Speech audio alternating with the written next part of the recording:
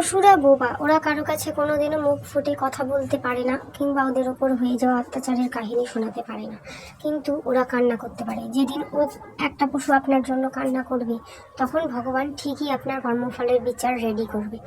আপনি মনে করছেন আমি একটা পশুকে কষ্ট দিচ্ছি, ও তো কিছু বলতে পারে না, দিতেই থাকি কষ্ট, আমার কী হবে, কিছুই হবে না। কিন্তু যখন আপনার হিসাব হবে না, তখন আপনি কুল পাবেন না ভেবে যে আমি কোন পাপ করেছি। কর্মফলের হিসাব হবেই হবে। এটা একদিন, আজকে হোক না হোক, কিংবা কালকে না হোক, একদিন না একদিন হবে। সেটা 10 বছর পরে হলেও হবে। এটা হচ্ছে রিয়েলিটি, বাস্তব সত্য। পৃথিবীতে সব পাপের হিসাব হবে।